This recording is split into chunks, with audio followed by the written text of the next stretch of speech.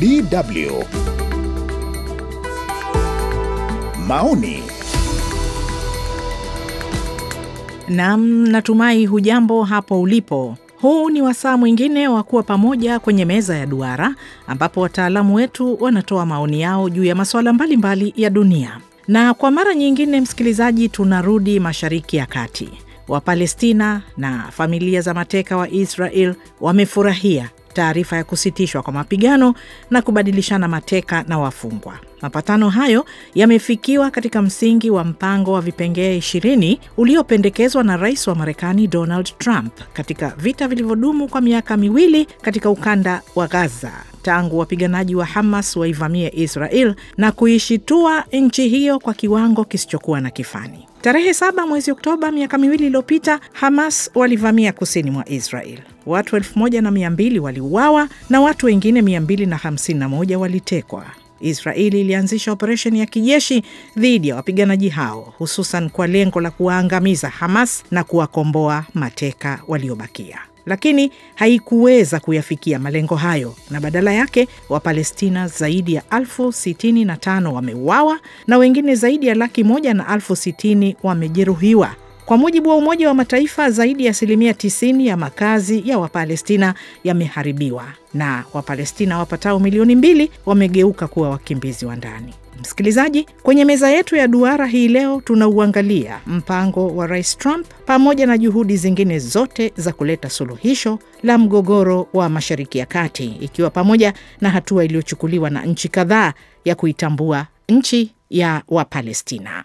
Na sasa nawatambulisha wachambuzi wetu. Kutoka huko jijini New York, Marekani, nimemkaribisha Profesa David Monda. Ni mhadhiri wa chuo kikuu na mchambuzi maarufu wa masuala ya kisiasa. Nimemwalika pia Abdul Fattah Musa, mwandishi wa habari na mchambuzi wa masuala ya Mashariki ya Kati. Yeye yuko Tehran nchini Iran. Kutoka jijini London, Uingereza, nimebahatika kumpata Bi Mariam Omar, mwandishi wa habari, mkufunzi na mchambuzi wa masuala ya kisiasa. Vile pamoja nasi leo hii ni Ibrahim Rahbi, mwandishi wa habari na mchambuzi wa masuala ya kisiasa. Yeye yuko Dar es Salaam, Tanzania. Na mimi msikilizaji ni mwenyekiti leo hii, naitwa Zainab Aziz kutoka hapa DW Bonn. Na moja kwa moja kwako Profesa Monda. Baada ya miaka miwili ya uhasama kati ya Israel na Hamas, sasa wamefikia makubaliano ya kuanza kuitekeleza hatua ya kwanza ya mpango uliopendekezwa na Rais wa Marekani Donald Trump. Maana yake Israel na Hamas watabadilishana wafungwa na mateka, na kwamba Israel itayaondoa majeshi yake kutoka ukanda wa Gaza. Yapi maoni yako kutokana na hatua hiyo? Maoni yangu kutokana na hatua hii ni ya kufurahia ya kwamba vita yaonekana ya kwamba vitakoma na kupotezwa kwa maisha kiholela itasitishwa, lakini bado kuna hali ya vuta ni kuvute, kwa sababu idadi ya mateka ambao bado hawajaachiliwa miili yao haijulikani. Idadi hiyo ni ipi? Hatujui ya kwamba kweli Hamas watoa mateka wote, manake diplomasia mateka hawa ndio tikiti kuu ya Hamas.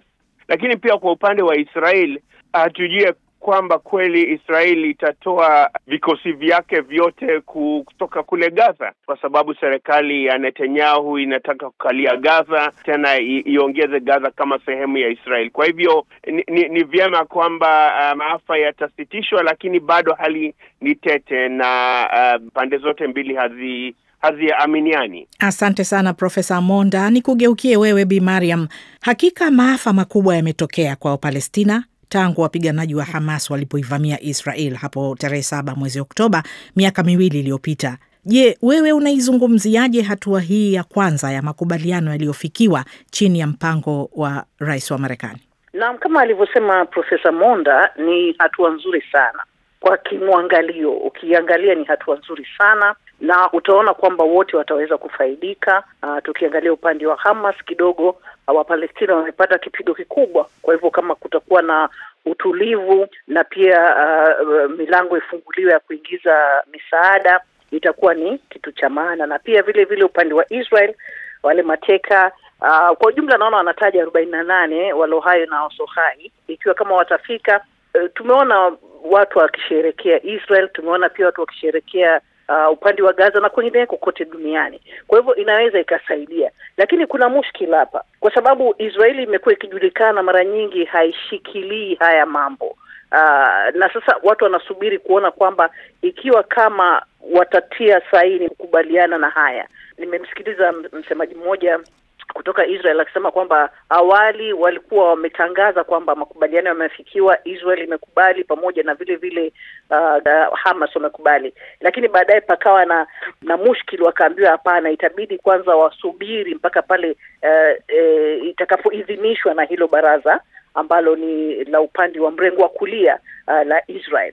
Na unakuta pale kuna mtu kama ule bwana Smotrich na mwenzake Ben Gvir ambao wanasema moja kwa moja watapinga, lakini kinachojulikana waziwazi ni kwamba hata wakipinga, sioni kama italeta matatizo katika kukubaliana na haya mambo, kwa sababu wengi watataka yapitishwe ili waweze kupata wale watu wao ambao wametekwa. Kwa hivyo ni hatua kubwa, hatua nzuri, lakini bado kuna ile ati. Nadhani ingekuwa bora nimpe nafasi Abdul Fattah Musa na vile vile Ibrahim Rahbi na wao pia watupe maoni yao. Kwako Abdul Fattah Musa. Hatua hii kama walivyotangulia kueleza wenzangu ni hatua ambayo inatia matumaini kwa upande mmoja na inatia wasiwasi kwa upande mwingine. Na pamoja na kwamba wakati tunajadili haya tunasubiri baraza la mawaziri la Israel likutane na kuidhinisha rasmi huo wakati wa kuanza kutekelezwa usitishaji mapigano rasmi, ni kwamba kumeonekana kuna hali ya utata katika masuala kadhaa. Msemaji wa Hamas amejitokeza kwenye vyombo vya habari akisema kwamba kuna mvutano juu ya orodha ya wafungwa wa Kipalestina ambao inapaswa waachwe huru na Israel, na vile vile hata kuhusiana na mchakato mzima wa namna ambavyo mateka wa Israel wataachiwa huru. Hamas imekuwa baadhi ya wakati ikisikika ikisema kwamba huenda mateka hao nao ikawaachia kwa awamu, kwa kuzingatia namna ambavyo Israel nayo itatekeleza makubaliano ya kuondoka hatua kwa hatua katika eneo la ukanda wa Gaza. Na hii ni kutokana na hofu kwamba inaweza Israel baada ya Hamas kutupa karata yake au turufu yake ya mwisho ya kushikilia mateka, Israel ikaweza kubadilisha msimamo, kwa sababu imeshuhudiwa hivyo mara kadhaa.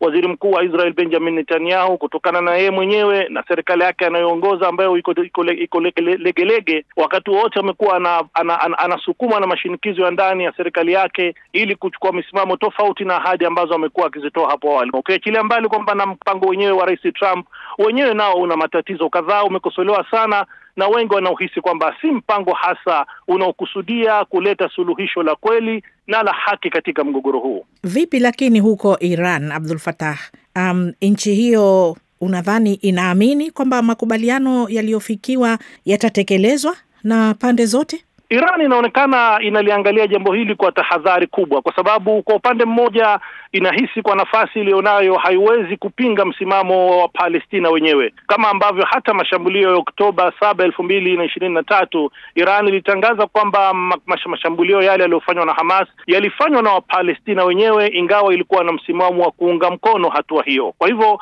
na hivi sasa pia inavyoonekana upo uwezekano kwamba katika swala hili Iran nayo ina hofu kwamba huenda hatima ya makubaliano haya yasiwe na kwa maslahi ya Wapalestina, lakini imetoa kauli ya kusema kwamba inaunga mkono kile ambacho Wapalestina wenyewe wamekihisi kwamba kitaweza kudhamini kumalizwa vita hivi na Wapalestina kuweza kupata haki yao wanayopigania kwa muda mrefu sasa. Kwako Ibrahim Rahbi, kwa maoni yako, unaona ni nini hasa kilichowezesha makubaliano haya kufikiwa?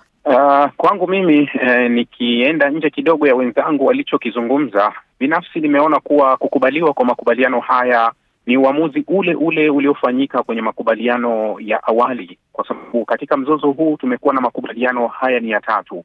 Acha yale ya awali kabisa mwanzo wa vita wakati wa Rais Biden, kuna yale yalitokea mwishoni kabisa mwa Biden tarehe 19 Januari, wakati siku moja kabla ya Donald Trump kuapishwa, na Trump alikuja kusema kuwa yalikuwa ni ya kwake. Hiyo haya ni ya tatu ambayo tunaweza tukaona kuwa mara zote yamekubalika kutokana na msukumo kutoka kwa Marekani.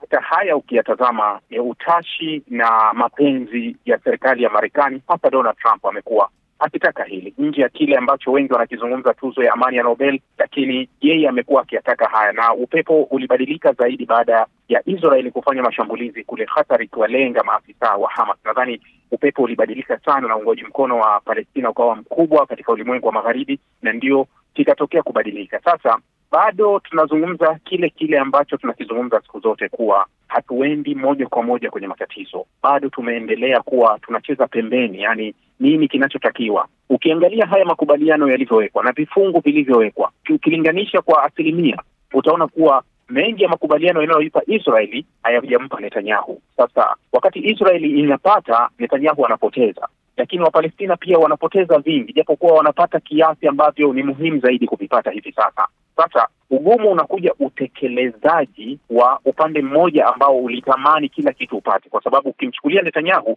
yeye alitaka Israeli ipate na yeye apate, lakini makubaliano hayajampa hayo. Na ukimtazama Trump ni kama vile anashinikiza kuwa ni lazima haya yatokee, kwa sababu ukichukua kauli ya Netanyahu wakati anatoka kwenye mkutano wa UNGA, ndio iliyopelekea kuzungumzwa kuwa tumefikia makubaliano. Alivyozungumza ndani ya Israeli alisema kuwa sisi tumepata kwa sababu Hamas watasalimisha silaha, lakini sisi tutabaki kuwepo ndani ya Gaza. Kauli ambayo imepingwa na andiko lililoandikwa na Donald Trump la kuthibitisha kukubaliana kati ya Hamas na Israel. Andiko lake linasema kuwa Israel itajiondoa. Kwa hiyo utaona kuwa ni kuwa Trump anasukuma ajenda zake ziende, hali ya kuwa aliyekuwa Netanyahu anapoteza zaidi. Na hata ukiwatazama watu wanaoshangilia ndani ya Israeli, ndani ya Marekani, wengi wanaonekana kumpa sifa nyingi Donald Trump na sio Netanyahu. Sasa Netanyahu ni kuwa anapotea kwenye siasa. Yuko tayari kwa hili? Hayo ndio ambayo mbele tutakutana nayo, kuwa yeye na washirika wake wa mrengo wa kulia wanafahamu kuachia serikali, karibu wote watawajibika kisheria. Sasa wako tayari kujitoa kafara kwa ajili ya nchi yao, au wanaweza wakaamua kuvuruga kila kitu tupoteze wote. Kwangu mimi ndio ninavyotazama kwa jicho hilo. Sawa kabisa. Profesa Monda, tunafahamu kwamba mzozo wa Mashariki ya Kati umezidisha mijadala nchini Marekani, sio tu juu ya sera ya kigeni ya taifa hilo kubwa, lakini pia juu ya usalama wa jumuiya ya Wayahudi. Swali langu ni, je, Rais Trump atakuwa na muda wa kufuatilia kweli baada ya kumalizika kwa awamu ya kwanza ya kubadilishana mateka kwa wafungwa wa Kipalestina, au Mashariki ya Kati itaendelea kuwa kaburi la matumaini ya kisiasa? Ningependa kusema ya kwamba pengine huenda Mashariki ya Kati ikawa kaburi la matumaini ya kisiasa, kwa sababu wadadisi wanasema Marekani ingekuwa ikiitilia maanani zaidi lile tisho ambalo Urusi na hususan Uchina inaipa Marekani kule Asia, na ya kwamba kila kukicha kihistoria Mashariki ya Kati imekuwa donda ndugu kwa Marekani, ambayo haijazalisha faida yoyote ile kwa Marekani.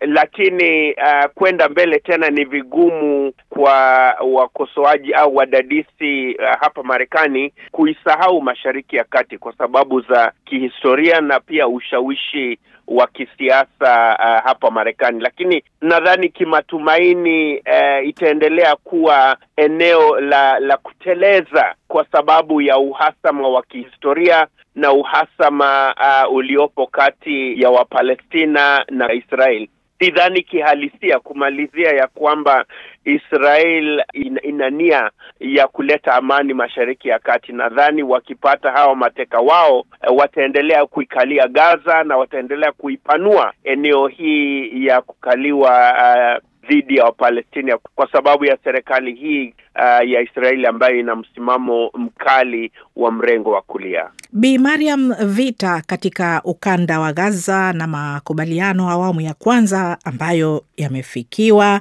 tunaweza kusema kwa upande mwingine kwamba Hamas wamekubali kufikia mapatano kutokana na shinikizo la jeshi la Israel? Labda kwanza tukumbuke kwamba huu ni usitishwaji tu, sio kukomeshwa kwa vita moja kwa moja. Na utakumbuka hata baada ya mateka kurejeshwa, hatuna hakika kama Israeli itakubali kuendeleza mambo haya ya amani. Na tukirudi sasa kwa Hamas tunaona moja kwa moja kidogo wamezidiwa, hawana ule uwezo wa Israel. Na ndio sababu unakuta zaidi ya Wapalestina 67,000 wameuawa. Na utakuta wengi wa hawa, utakuta watoto karibu, kwa mujibu wa shirika la watoto duniani wanasema watoto 20,000 wameuawa katika mambo haya.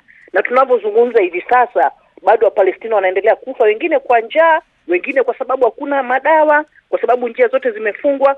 Kwa hiyo kwa kila njia nafikiri Hamas haina budi ya kukubali haya ili kuona inaokoa watu wake, lakini uzuri nayo pia imetoa masharti yake, na hapa ni kuangalia yapi yatafuatwa. Tukiangalia hivyo vipengele vya Trump kama walivyosema wenzangu, ni kweli kabisa kuna sehemu moja inalaliwa, lakini ikiwa kama mambo yatafanyika kama vile inavyotakiwa, basi hata Palestina na uchache wao na udhaifu wao wanaweza wakapata kitu kidogo na vita vikapungua na watu wakaacha kuteseka kama walivyoteseka. Abdul Fattah, kwako sasa.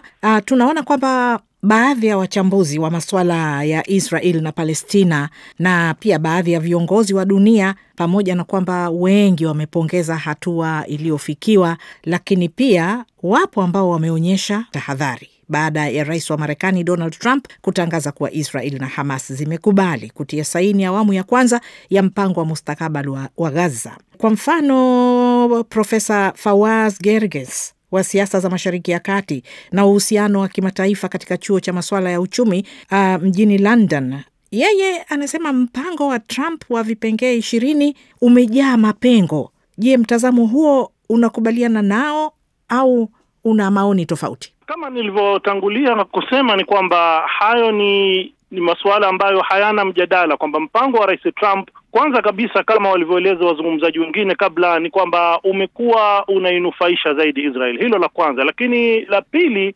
kuhusiana na kasoro za mpango huu ambazo hata jopo la wataalamu wa Umoja wa Mataifa wamedondoa takriban nukta 15 ambazo mpango huu una matatizo nayo. Mengi ni masuala ambayo kwamba mpango huu unapingana hata na maazimio ya kimataifa ya Umoja wa Mataifa na sheria za kimataifa pia, kwa sababu ndani yake kuna masuala ya kuifanya Palestina kama ni eneo ambalo liko chini ya mamlaka ya kikoloni. Kwa mfano, kuna suala la kuambiwa Hamasa kwamba wasalimishe silaha zao, wakati Hamas au Gaza, eneo la Palestina, linapakana na Israel.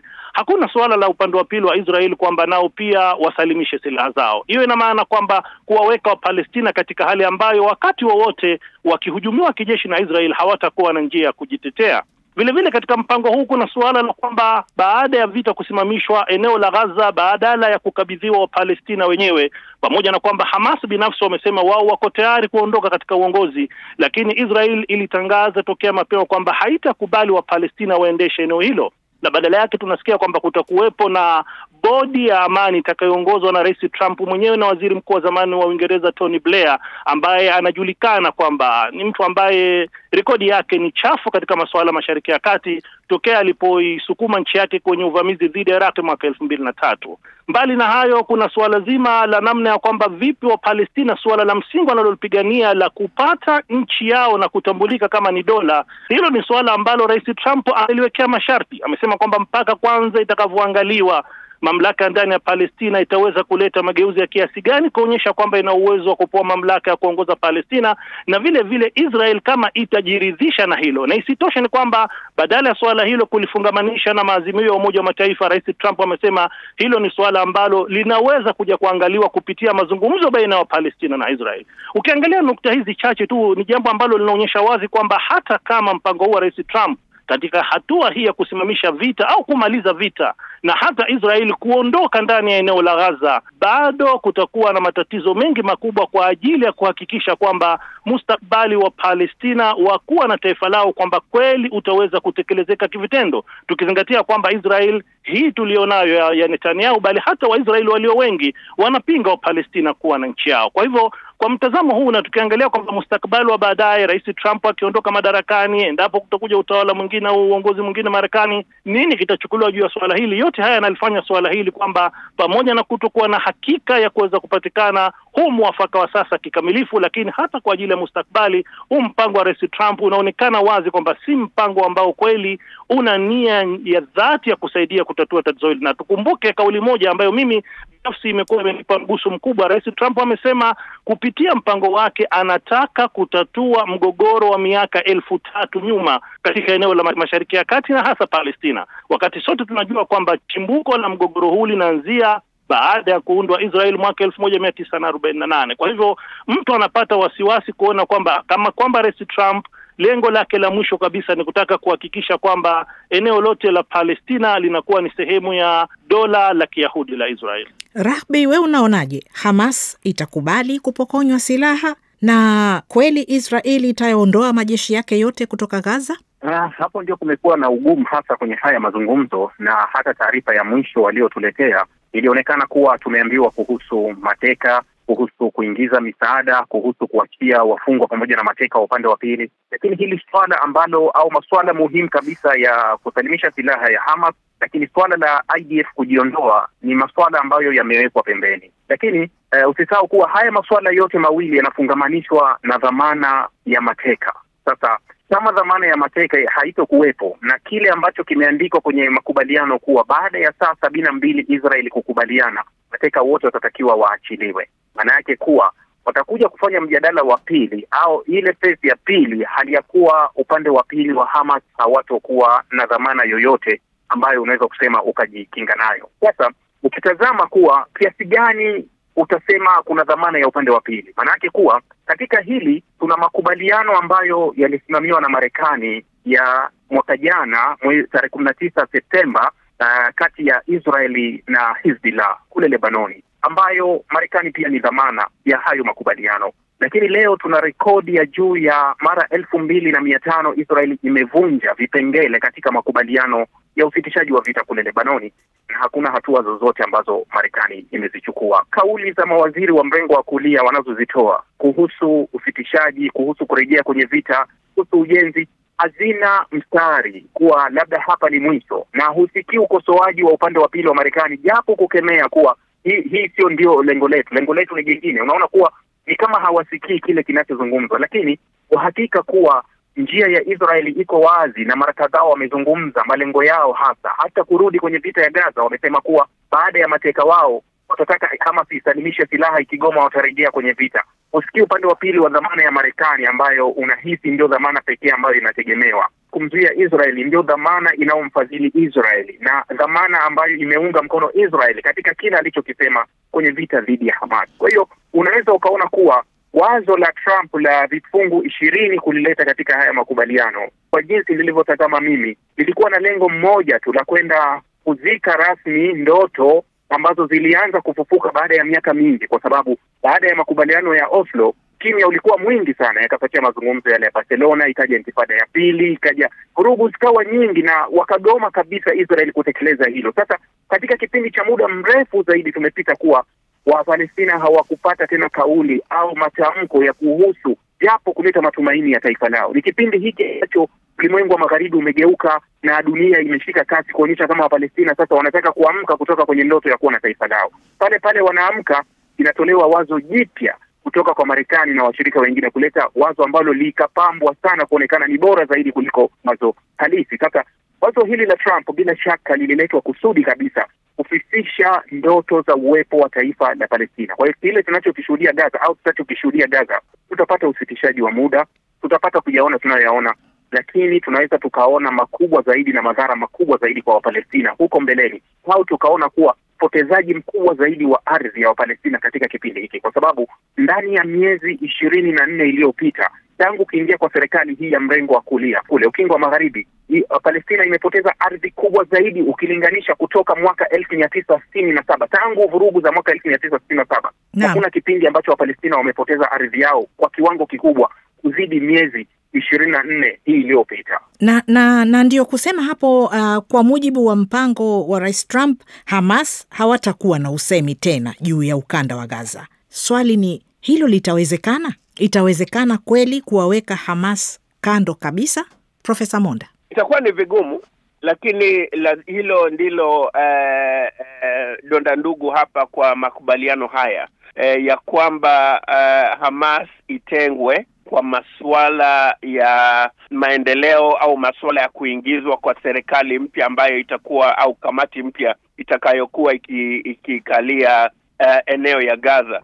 Swali kuu ni kwamba kama Hamas ikitengwa, kweli watasalia pale au wataenda tena na kuanza vuguvugu zao za kuikomboa eneo iliyokaliwa. Lakini lazima dada mwenyekiti nisisitize ya kwamba pengine hapa Hamas hawakuwa wametilia maanani yatakayoweza kujitokeza baada ya shambulizo hilo la Oktoba 7, ambapo kwa wakati huu Hezbollah imepigwa kalamu ya kwamba tena Wahuthi wamebanwa, Iran imebanwa, Syria imebanwa, na kumekuwa tena na mporomoko wa uwezo wa Hamas kuitishia Israel. Ndiposa kwa wakati huu tunaona kila kukicha kidiplomasia mafanikio ambayo Hamas inaipata au marupurupu ya amani hii ambayo inajiri Mashariki ya Kati ni madogo ukilinganisha na marupurupu yale ambayo Israel imepewa. Kwa hivyo kwenda mbele itakuwa ni vigumu kuitenga Hamas, lakini itakuwa ni lazima ili kuendeleza mchakato huu wa kidiplomasia. Lakini sidhani Hamas pia itasalia pale ikubali ya kwamba imetengwa. Nadhani tena watarudi pale vitani na kuendeleza vita vyao dhidi ya kukaliwa na Waisraeli kule Gaza na Mashariki ya Kati kwa jumla. Asante sana Bi Mariam. Waziri Mkuu wa Uingereza Keir Starmer ni miongoni mwa viongozi wa ulimwengu waliopongeza makubaliano yaliyofikiwa kati ya Hamas na Israel, japokuwa ni awamu ya kwanza. Amesema kuwa makubaliano hayo lazima sasa yatekelezwe kikamilifu bila kuchelewa na yaambatane na kuondolewa mara moja kwa vikwazo vyote vya Israel ili kuwezesha misaada kuingia Gaza. Unadhani yote hayo yatatekelezeka kwa haraka? Kidogo kuna mushkili hapa, isipokuwa kinachojulikana moja kwa moja, Israel tayari imeshatambua ulimwengu unaiangalia kwa macho makali, kwa sababu kwa mara ya kwanza kabisa Israel imejikuta ni kama imetengwa na watu na mataifa makubwa, hata yale ambao wenyewe wakifikiria ni marafiki wao. Unakuta kama pia Hispania tayari pia imewawekea vikwazo. Unakuta Amsterdam kumekuwa na maandamano, wanataka vikwazo viwekwe. Kwa hivyo inajua haipo katika ile nafasi iliyokuwa nayo mwanzo. Kwa hivyo itakuwa iko macho kuona kama itaweza kutekeleza. Japo pale ndani kuna watu wanapinga kabisa hili swala, lakini kuna uwezekano mkubwa wataweza kuyatekeleza, kwa sababu pale nyumbani pia nao wanamtaka Benjamin aweze kuwaleta wale mateka walikuwa wamechukuliwa. Lakini sasa wasiwasi uko hapa, mateka wakishachukuliwa, wakishafikishwa kule nyumbani, je, haya mambo mengine yatafuata? Hapo ndipo pana wasiwasi, manake hatujui Israel atageuka upande gani, unaona. Lakini kinachonipa imani kidogo ni kwamba sasa hivi anajua anaangaliwa na watu wote, na kwa kuwa watu wengi sana wanateseka, tukiangalia mambo ya misaada ya binadamu ndio anahitajika zaidi, nafikiri anaweza kidogo akalegea ili wakafungua njia, dawa na chakula zikapelekwa. Lakini nina wasiwasi mkubwa sana na Israel, kwa sababu hii si mara ya kwanza, na wao kidogo wanafanya mambo yao kibabe, na wanajua wanaungwa mkono na Marekani na hawana mtu wa kumuuliza swali. Lakini kwa sasa hivi kidogo wengi wamemtikisa kidogo Israel. Vipi kutokana na kwamba nchi nyingi wanachama wa Umoja wa Mataifa wanautambua utaifa wa Palestina, wakati ambapo wanasiasa wengi wa Israel wanapinga swala la Wapalestina kujitawala? Mmezungumzia hilo kidogo, mimi ningetaka ulizungumzie zaidi. Bila kutambua haki za kimsingi za Wapalestina, bila ya kuwaruhusu Wapalestina wawe na haki ya kujitawala, bila ya maridhiano ya kweli kati ya Israel na Palestina, itawezekana kuwepo amani ya kudumu katika eneo hilo? Abdul Fattah. Amani ya kudumu katika Mashariki ya Kati haiwezi kupatikana bila Wapalestina kuwa na taifa lao, na pengine kuashiria kile ambacho baadhi ya wataalamu wa masuala ya kisiasa au hata baadhi ya jamii za Mayahudi ambao wanaamini kwamba kama ambavyo ndani ya Afrika Kusini ulifutwa moja kwa moja utawala wa ubaguzi wa rangi wa makaburu, huenda suluhisho ambalo ni la msingi zaidi kwa tatizo la Mashariki ya Kati ni kuondolewa na kufutwa utawala huu wa Israel au utawala huu wa Kizayuni ambao misimamo yake hasa si kutosheka na eneo ambalo ulitengewa katika azimio la Umoja wa Mataifa mwaka 1947 na kuundwa nchi hiyo mwaka 1948. Kwa sababu tumemsikia Waziri Mkuu Netanyahu katika mahojiano rasmi akisema kwamba yeye anaamini kwamba yuko katika kutekeleza misheni kiimani, ya kiitikadi, ya kimaanawi, ya kidini na ya kihistoria, kuhakikisha kwamba kuna kuwepo kile kinachoitwa Israel kubwa, ambayo inajipanua katika mipaka ya ardhi yote ya Lebanon, katika mipaka ya ardhi ya Jordan, vile vile eneo la ardhi ya Misri, na hata kufika katika maeneo ya ardhi ya Iraq na Saudi Arabia. Huu ni msimamo ambao wameutangaza hadharani, mbali ya wanasiasa wengine na wanaharakati wengine wa Israel, na hakuna mtu yoyote katika jamii ya kimataifa ambaye amelikemea hilo. Kwa hivyo tukiwa tunajaribu kuliangalia suala hili kwa mtazamo wa dhati, hatuwezi kusema kwamba suluhisho la Mashariki ya Kati halitaweza kupatikana bila ya kuwepo dola la Palestina, lakini mimi nahisi kwa mtazamo ambao ni sahihi zaidi ni kwamba suluhisho la amani ya kweli ya Mashariki ya Kati haliwezi kupatikana kwa kuendelea kuwepo hii Israel ambayo ina mtazamo wa kwamba ni nchi isiyokuwa na mipaka ya kudumu, wakati wowote inajipanua kuingia ndani ya ardhi ya Syria au katika nchi nyinginezo, na hilo ni jambo ambalo linaonekana kama ndio dhati ya utawala huu katika eneo hili la Mashariki ya Kati. Wataalamu, nchi za Kiarabu kwa jumla zimeuunga mkono mpango wa Trump juu ya ukanda wa Gaza, lakini tunajua kwamba katika mpango huo suluhisho la nchi mbili halitiliwi maanani. Unaonaje Ibrahim Rahbi, mpango huo utafanikiwa ama hii suluhu ya mgogoro katika ukanda wa Gaza ndio inabaki hivyo hivyo katika hati? Nadhani shida ya madola ya Kiarabu imeanza siku nyingi, imeanza muda mrefu sana, toka wakati wa kina Ghassani Kafanani miaka ya 70 huko. Tayari kulikuwa kuna itilafu ya nchi za Kiarabu ambazo zinafungamana na ulimwengu wa Magharibi, lakini baadhi ya nchi za Kiarabu ambazo hazifungamani na upande huo na zimekuwa zikiwatetea wa Palestina. Na kadri miaka ambayo imekwenda, tumeona kumekuwa na mabadiliko katika ulimwengu wa Kiarabu, wakibadilika taratibu kutoka kwenye azimio la mwaka 1967 pale Khartoum la kuwa kuna nchi ya Kiarabu itaanzisha mazungumzo wala uhusiano wala kuitambua Israeli toka kwenye vita ile ya siku 6. Kwa hiyo baada ya pale tuliona mpaka 79 ambayo Misri ndio ilikuwa nchi ya kwanza ambayo ilianzisha uhusiano na Israeli, mpaka kuja 94 Jordan, na tukashuhudia kipindi kirefu kabisa mpaka mwaka 2020 tukaona kile kinachofahamika kama Abraham Accord ambacho kilianzishwa na Donald Trump katika awamu ya kwanza, ikaingiza baadhi ya nchi za Kiarabu ikiwemo Morocco, Imarati na pamoja na Bahrain kuitambua Israeli. Sasa toka wakati huo kumekuwa na nchi ambazo zinaonekana imekuwa zikiegemea upande wa pili zaidi wa Israeli, na hata mara hii baada ya nchi hizi kutangaza kuwa zimekubaliana na makubaliano ya Donald Trump, kulikuwa kuna shutuma kubwa katika ulimwengu wa Kiarabu kwa wachambuzi, watu mbalimbali, wanasiasa wakikosoa mpango huu ambao umeenda kufunika kombe, aliyekuwa wanauona mpango umekuwa upande mmoja na wao wanausifia kwa kiwango kikubwa sana. Sasa utaona kuwa hata makubaliano haya mbele ya Hamas yamesukumwa zaidi na ulimwengu unaofahamika kama ulimwengu wa Kiarabu na ulimwengu wa Kiislamu, kwa kuwalazimisha Hamas wakubaliane na baadhi ya mambo, licha ya kuwa ulimwengu huo ulipaswa uende kuishinikiza zaidi Marekani, ambayo uungwaji wake mkono wa Israeli hauna mstari mwekundu, unaunga chochote kile kinachotokea, na huku ulimwengu wa Kiarabu ukiwa ni washirika wakubwa zaidi wa kiuchumi, wa kisiasa na serikali ya Marekani, huku Marekani ikifaidika pakubwa na yenyewe ikitoa kwa kusaidia Israel. Kwa hiyo utaona kuwa hata kama haya matatizo ya Palestina yamekuwa makubwa sana, kama wangeshikilia kile wanachokishikilia, lakini utaona kuwa ulimwengu huu umesukumwa na matarajio au umesukumwa na mawazo au umesukumwa na kile ambacho ulimwengu wa Magharibi umetaka sana. Na ndio maana unaona makubaliano yaliyotoka kiwango kikubwa kabisa yamekuwa ya upande mmoja, huku yakisukumwa kwa nguvu ya upande wa pili na ulimwengu wa Kiarabu na Kiislamu kuwa lazima yakubalike. Huko mbeleni watakutana na kadhia ambayo watashindwa kuisuluhisha, lakini watakuja kugundua kuwa wao walikuwa ni sehemu ya sababu ya haya yote. Wataalamu, basi tuangalie mustakabali wa Gaza. Je, nini kinapasa kufuata baada ya kufikiwa awamu hii ya kwanza ya makubaliano ya kusimamisha mapigano na kubadilishana mateka na wafungwa kwenye ukanda wa Gaza? Kwako Profesa Monda.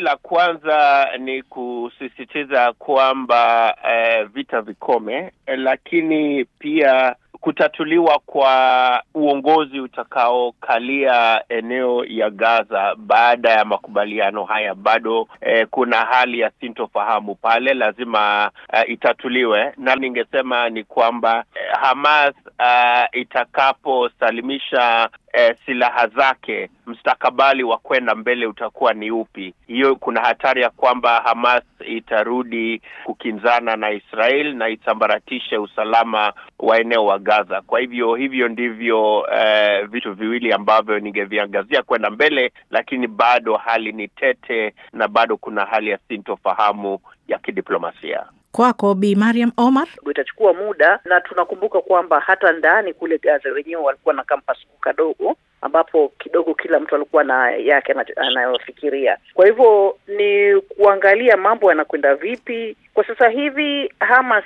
ipo katika eneo ambalo sio zuri sana, kwa sababu ikiwa itashikilia kwamba tutatoa pia sisi wale mateka kwa awamu, Israel inaweza ikachukulia kwamba hapo ndipo tunaweza kuanza kushambulia tena, alafu Hamas ikapata kulaumiwa.